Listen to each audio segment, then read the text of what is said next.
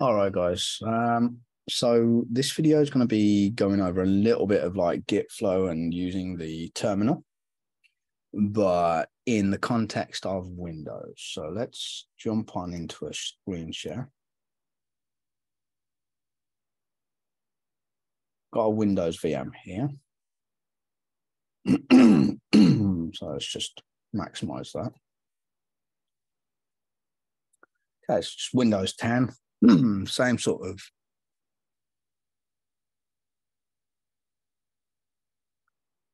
thing, work with like Windows 11 or Windows 7 sort of concepts.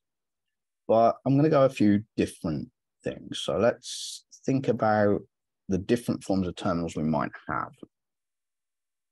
You might have just a command prompt. So you've just got a command prompt and you've installed Git for Windows. If we type in Git, we should have access to it. That's great. But let's say we want to start looking around different folders. Let's imagine we're at literally the base C drive. We see that we're in a C drive. We don't really have access to anything else. It's all these things. All these things, we've got like folders, we've got files, we've got a few other things. There's a Windows folder there. We've got a users folder. So we can change directory with CD. So we can CD into users. Let's take a look at users by doing like a dir. So now, COMAN is the current user and public is like everyone. So let's go into CD space COMAN. That would be whatever your user is instead. So basically swap out CD space, whatever your user is. Now we do another dir. We can see that we're in the users sort of folder. Notice how we've got this desktop directory. So that's actually referring to this desktop here. So if I were to, let's say, do CD space desktop and press enter, now I'm in the desktop. So if I dir, I've got this GitHub desktop link, Microsoft Edge link and stuff like that. If I now say, okay, well, I want to kind of do something like with Git.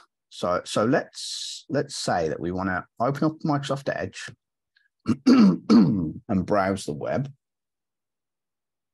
and try to find, let's go to github.com.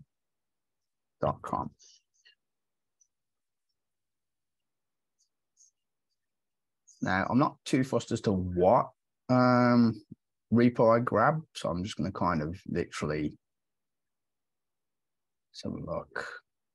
I should probably sign in, shouldn't I, for now, so I've got access to things. But yeah, so I'm not too fussed about what specific repo, so I'm just going to literally go and grab this one, let's say. So here's the repo. It's an assignment submission review app.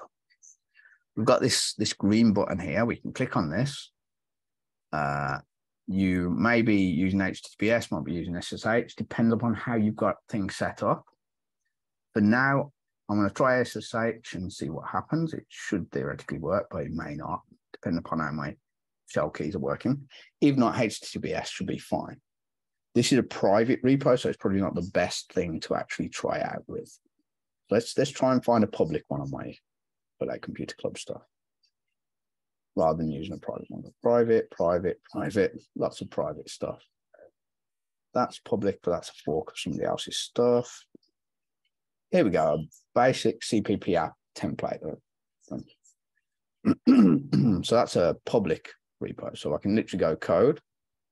We can do like HTTPS, copy that. And then if we go over to here and type in git space clone and then paste that actual address. So now if I press enter, it's cloned, and if you notice, it's on the desktop, and that's where I was staying. If I was to go like CD space / that's going to take me back to the C drive. So if I do a dir, I can't see that repo. That's because I'm nowhere near the repo. So I can't just go, let's CD into CPP something, because it doesn't exist, at least as far as it's concerned.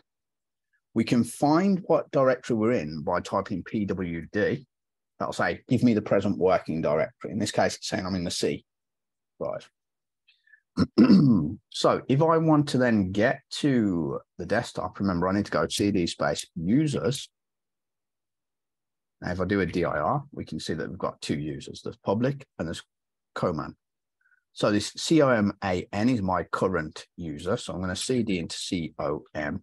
And now if I do a dir, we can see that here we have a few things and there's desktop. So if I do cd space desktop and press enter, now if I do a dir, we can see that cpp app underscore template. So if I want to get into that, I can do cd space cpp app underscore template and press enter. Now if I do a dir, oops, sorry. Now if I do a dir, we're in there. We're in the actual folder. And a way we can kind of check that is we'll go into the Explorer and have a look.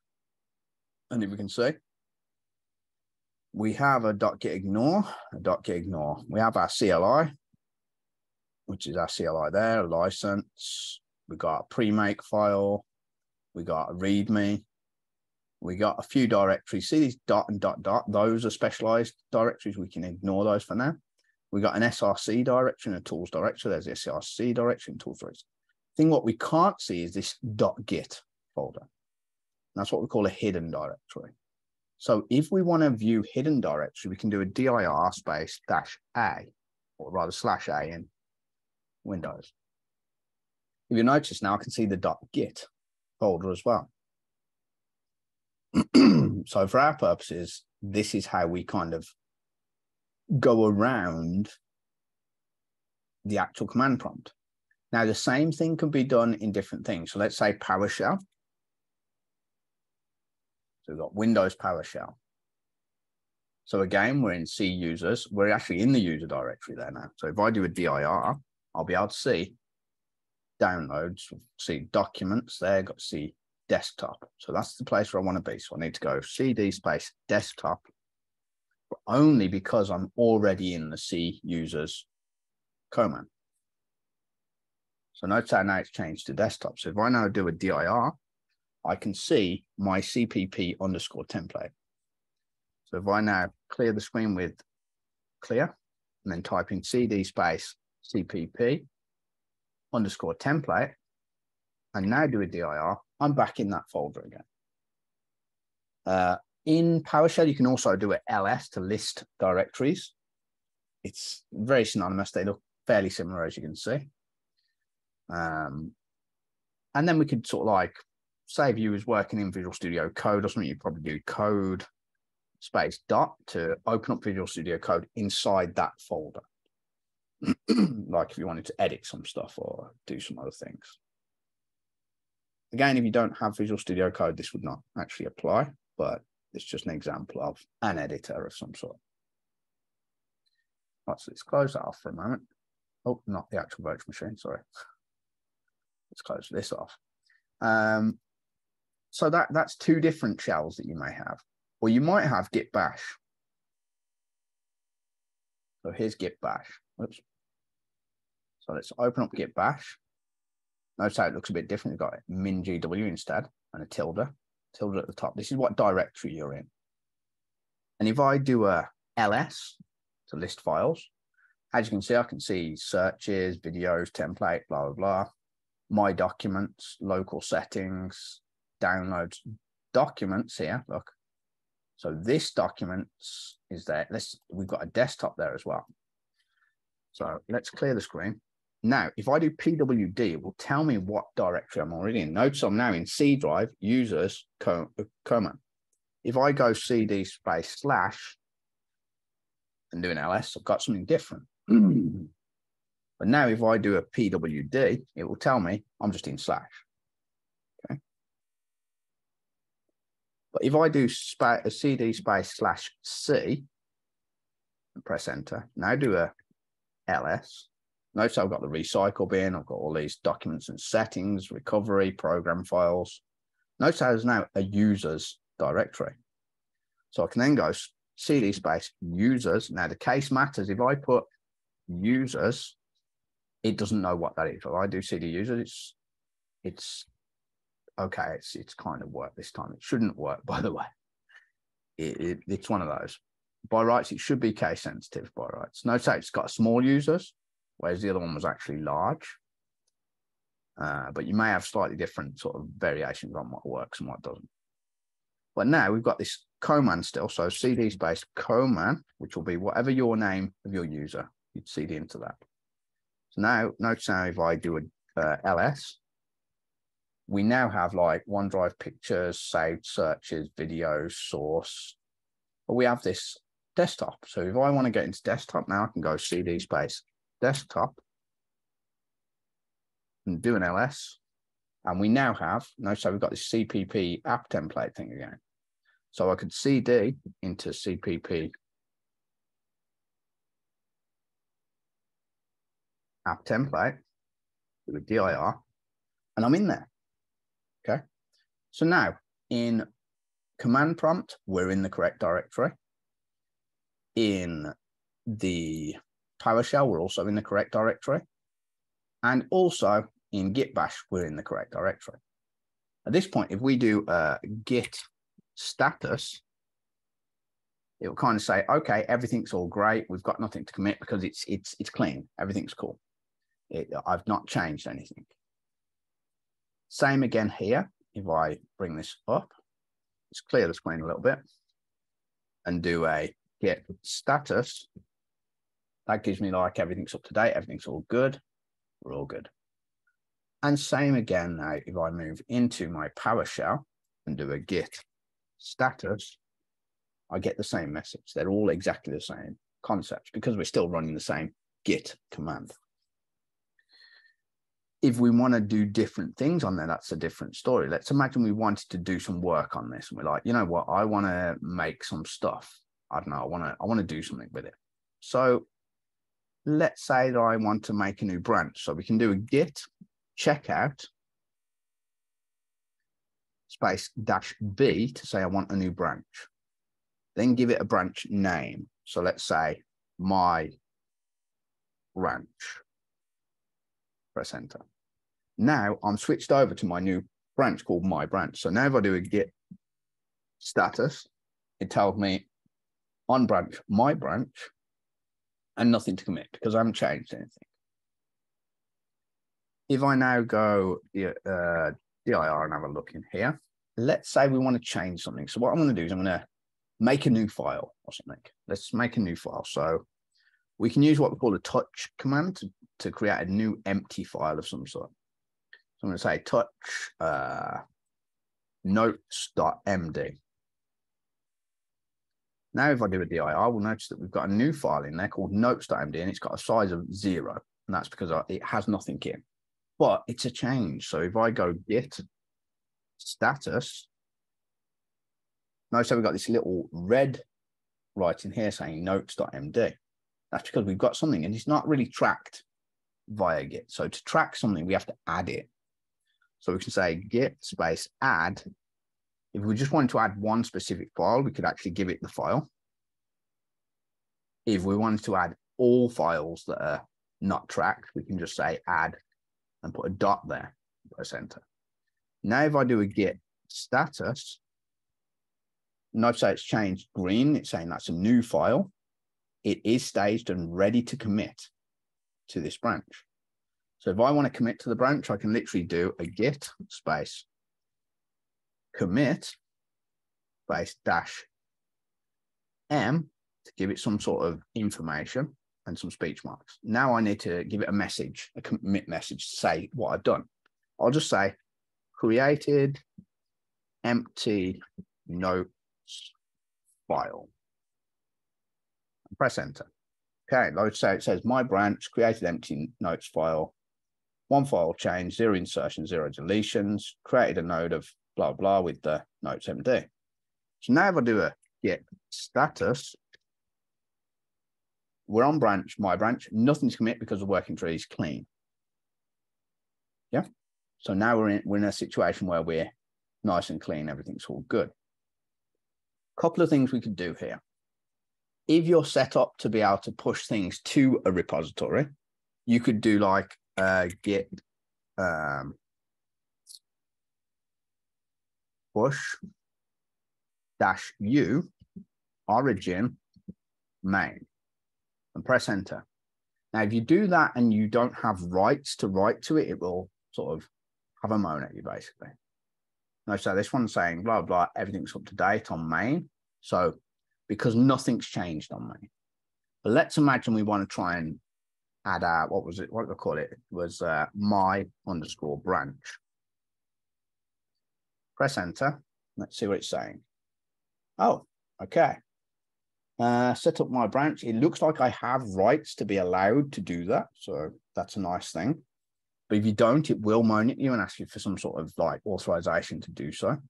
But if you'll notice, it's saying enumerating the things, compressing the objects, doing some stuff to the remote. It's just added a new branch to that remote repository and literally started tracking it. So now if we go to the actual website, where's the website gone? Too many things open. There we go. So now if I refresh this, well, it says my branch has recent pushes. So we can look at the, click on the main and go down my branch. And if we notice, we come down here, created empty notes file. So we've actually done a push to this specific branch. And there it is. It doesn't actually have any form of stuff in there, but it's created, it's a file. There's a lot of different things you could do with this. I mean, if we're already in here and logged in and we have write access, we could actually turn around and edit this file in the web browser. It's not a recommended thing to do. I wouldn't say go and do this as a thing, but it's nice to be able to understand that we can. So imagine I said, this is some notes inside there, and I scroll down here and commit those changes. So I just want to commit them directly to this branch. So I'll commit changes. Saving, and look, we have this little heading saying this is some notes.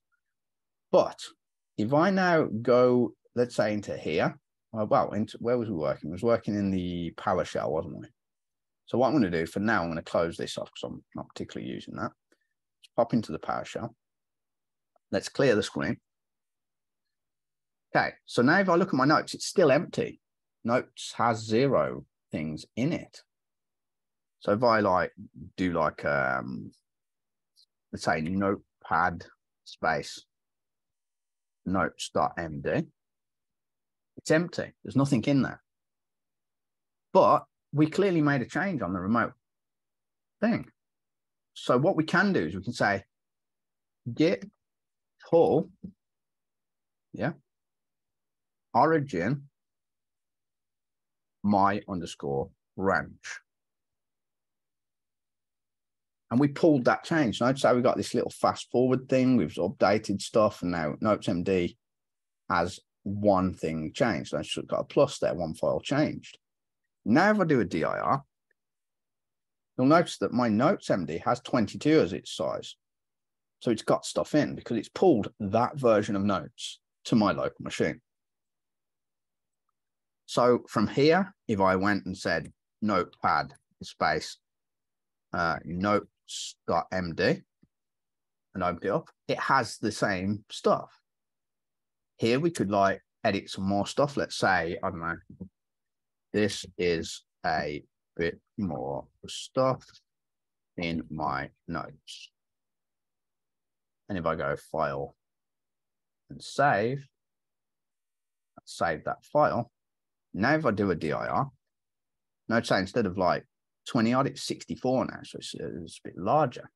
So what we can now do is we can do git status.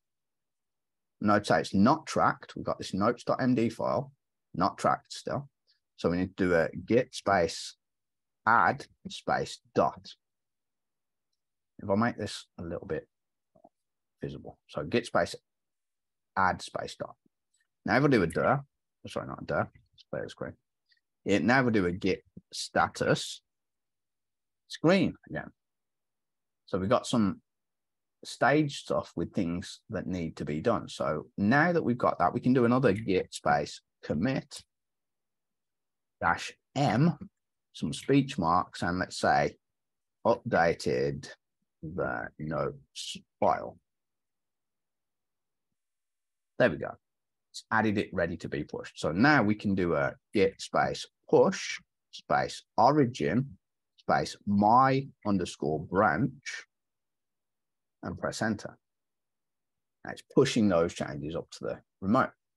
So now if I go over to the remote and do a refresh, notice how it's added this. This is a bit more stuff in my notes.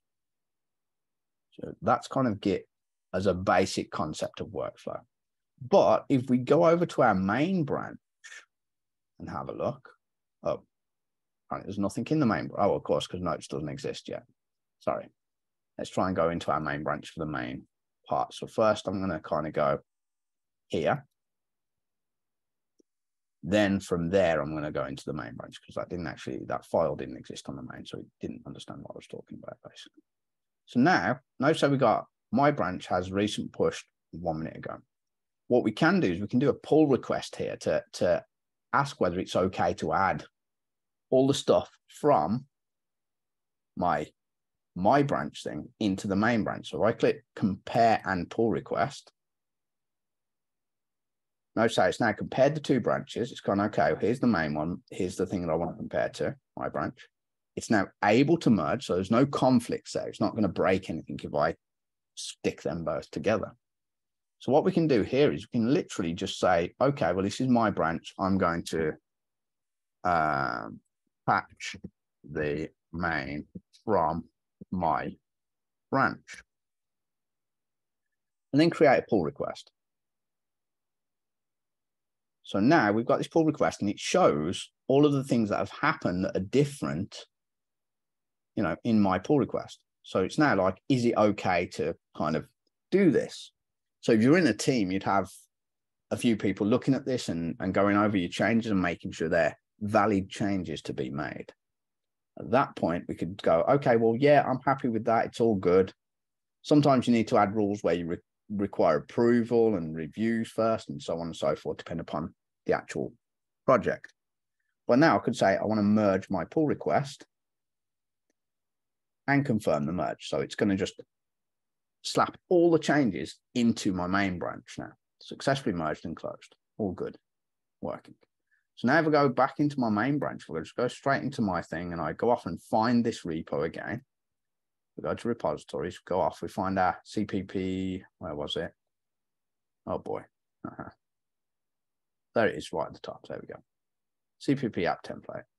So now if you'll notice, merged pull request number 1 from there, gone from my branch into main. And if you'll notice, this notes file now exists in the main branch. So if I go into this notes inside the main branch, it actually exists. Okay, so I think I'm going to end that there. That's a basic sort of starter overview of a few little things in the sort of PowerShell or command prompt or Git bash. The same sort of concepts will work in all of them. Okay, I mean, what we could do is this is on the main branch at the moment. So if I do ls, we can go, okay, well, hang on a minute. This one doesn't have the same thing. So we can do, okay, there's my branch. We've got the notes. Let's imagine I want to do a git checkout main to switch over to the main branch. Now if I do an ls, I don't have that notes file in my main branch somehow. And that's because this one hasn't been updated. It's not locally updated and merged. So what we can do here is we can do a git pull origin main. And that'll pull the current main stuff. Notice how it's got 3 different changes. It's got one file change, had 3 insertions in comparison to what we started with. So now if I do an ls, if you'll notice, we got the notes MD again. So now if I went, now I'll edit with Vim, let's say. So Vim, if we've got it, notes.md. So I typed it in another editor. Vim's just another editor that comes with Git bash. So to get out of Vim, though, remember that you escape, colon, and Q to quit. I'll get you back out. So literally, we have this sort of Git flow moving forward. So again, that should be good enough to get you started, hopefully, on Windows. Again, if there's any questions or anything, feel free to ask. and have a good one.